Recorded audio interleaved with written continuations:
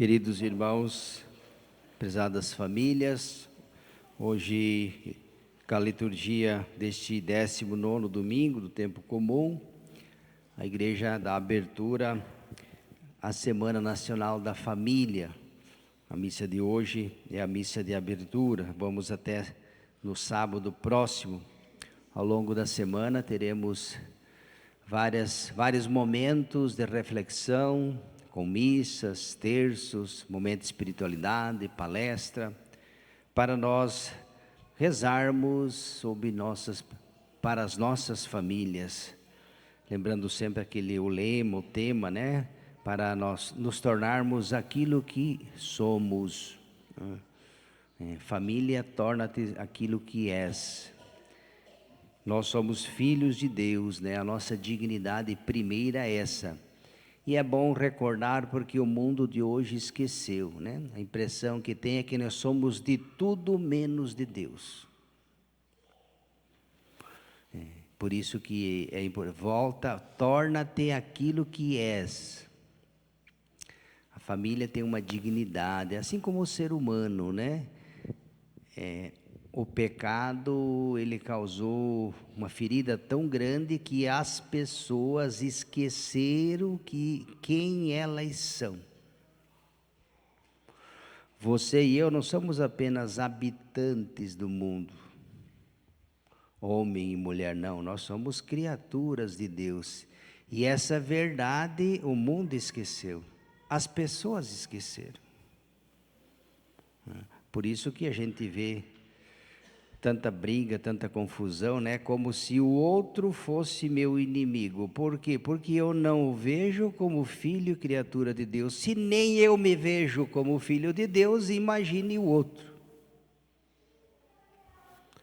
Por isso é importante a gente resgatar e relembrar aquilo que nós de fato somos, na origem, na nossa essência, no nosso DNA. Nós não somos do mundo, nós só estamos nele, nós somos de Deus. E isso deve ser lembrado todos os dias, porque, repito, esquecemos por completo. E a Semana da Família também tenta resgatar um pouco esta verdade esquecida pela imensa maioria da humanidade. O texto que nós acabamos de ouvir nos relata um fato interessante. Jesus que aparece aos seus discípulos de uma maneira surpreendente, misteriosa, causando pavor, medo, né? E não era para menos. Imagine você uma cena, né? Está em alto mar, né? Como os discípulos estavam, né? Está do outro lado do mar. E lá pelas 3 horas da manhã, né? Já horário também, você vê alguém vindo caminhando sobre as águas na tua direção. Imagine o susto que nós não levaríamos, né? Primeiro que caminhar sobre as águas, ninguém caminha. Alguém de vocês já conseguiu caminhar sobre as águas? Vocês já viram alguém caminhar sobre as águas? A gente caminha no asfalto, na calçada, na grama, não é verdade? Caminhar sobre as águas, ninguém caminha. Só pode fazer isso quem é divino, quem tem um poder que nós não temos.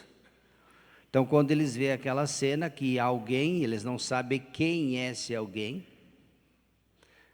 até descreve pensando que fosse um fantasma, né? Diz aqui, avistaram andando sobre o mar, ficaram apavorados com medo e disseram, é um fantasma. Não falaram, é Jesus que está vindo, não, porque eles não sabiam, né? Eles não tinham ainda uma fé madura e clara. Então, quando a gente não tem discernimento, não tem segurança, qualquer coisa pode ser tudo menos a coisa que deveria ser. E quando vê essa cena, grito com medo. Jesus logo se manifesta, diz, coragem, não tenhais medo, sou eu. Não tenhais medo. Então Pedro ainda inseguro, duvidoso, mas será mesmo? Não será um fantasma, uma assombração, sei lá o quê, né? E diz: Senhor, se és tu realmente, manda-me ir ao teu encontro caminhando sobre as águas. Quero um sinal, porque se ele está caminhando sobre as águas, só pode ser Deus. Então ele pede: se és tu, Senhor, faça com que eu também vá ao teu encontro caminhando sobre as águas, como você está vindo caminhando sobre as águas. E Jesus responde: vem. Diz: Pedro desceu da barca, começou a andar sobre a água até em direção a Jesus, mas quando sentiu o vento, ficou com medo e, começando a afundar, gritou: Senhor, salva-me. Jesus estendeu a mão, salvou, e disse: homem fraco na fé, por que duvidastes? Está vendo? A fraqueza na fé, o medo, a insegurança, a não certeza daquilo que nós professamos e acreditamos. Quando nós duvidamos, quando a nossa fé é vacilante, quando a nossa fé é pequenina, quando os ventos baterem contra, né? Diz que enquanto Pedro acreditava, ele caminhava sobre o mar. A partir do momento que ele teve medo e duvidou, ele afundou. O vento soprou forte, as ondas se agitaram, o mar ficou um pouco meio que... duvidou, será que é mesmo o Messias? Será que é mesmo Jesus? E a partir desse momento ele afunda. E quando estava quase para se afogar, ele grita: Senhor, socorre-me. E Jesus estende a mão e o salva, e diz: fraco na fé, homem fraco na fé, por que duvidastes?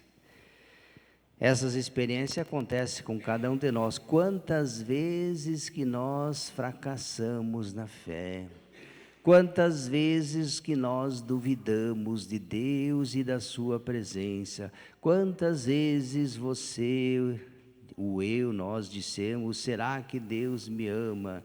Será que Deus está comigo? Será que vale a pena rezar? Será que vale a pena acreditar? Será que vale a pena ir na missa? Será que vale a pena fazer...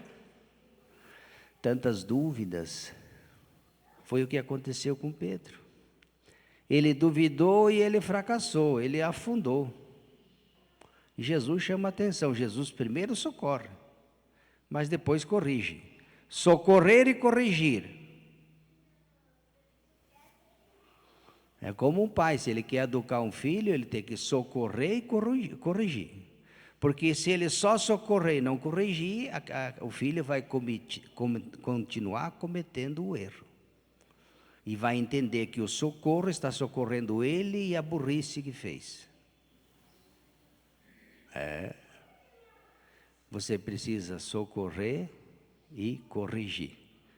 São duas coisas importantes. Se você quer realmente fazer o bem à pessoa, socorre primeiro. Porque não adianta corrigir, porque se Jesus fosse fazer um corretivo, ele dar todo um sermão, ele teria afogado. Então é melhor socorrer, evitar que morra, e é mais fácil converter um vivo do que um morto. Então primeiro você socorre, depois você dá as puxadinhas de orelha. Não é assim que temos que fazer? Então esse texto de hoje, ele nos ensina a sermos firmes na fé. Não vamos vacilar na fé. Hoje nós temos assim uma dificuldade de sermos firmes na fé, porque vivemos uma grande instabilidade, né? O mundo muda muito rápido, as coisas são tudo, né? As pessoas têm dificuldades de ter uma fé sólida, firme. Qualquer coisinha já é motivo para, né? Uma doença, uma dificuldade. As pessoas já costumam olhar meio que atravessado. Se as coisas não vão como a gente gostaria que fosse, já começamos a questionar tudo, né? Já qualquer coisa já a gente enfraquece na fé, o desânimo bate, dá vontade de sumir, de desaparecer. Não vou mais na missa, não rezo mais, não ajudo mais, não participo. É assim, né? Homem fraco na fé. Por que duvidas? Por que coloca tantos obstáculos? Será que aquilo que Deus fez não é o suficiente? Aonde foi que Deus falhou com você? Pode acaso Deus falhar? A falha é própria de Deus ou do humano? Um Deus que fale não é Deus. Só pode falhar quem é humano, quem é divino não falha. Jesus não falhou em nada.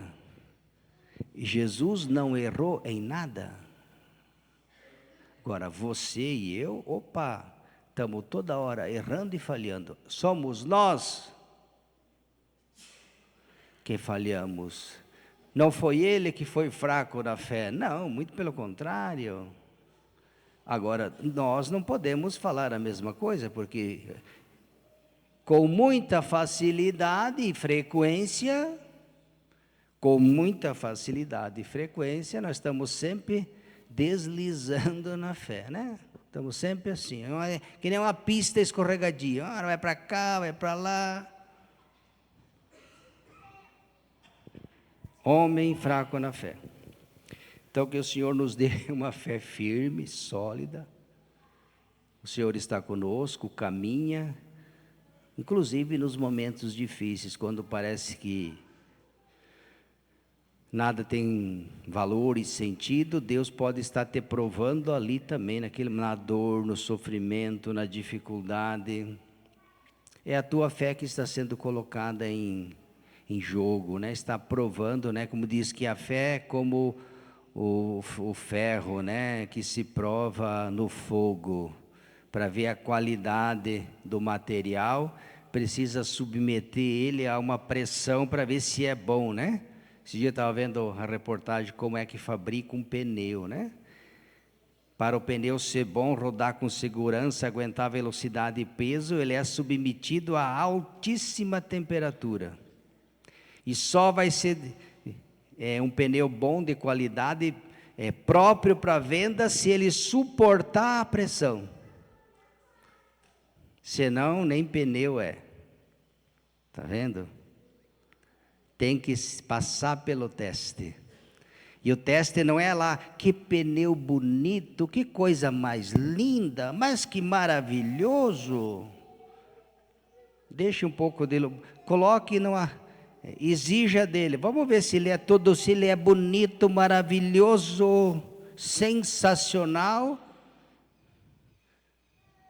colocando sob pressão. Aí sim você vai dizer que bonito, mas antes não seja muito apressado em elogiar, sem antes testar. Você pode correr o risco de quebrar a cara, né? Estourar o pneu na primeira acelerada ou freada e bater contra um poste e o resto vocês sabem. Assim também é a nossa fé. Ela vai ser provada.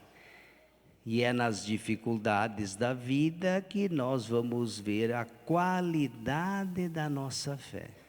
Não é no oba-oba, não. Louvado seja nosso Senhor Jesus Cristo.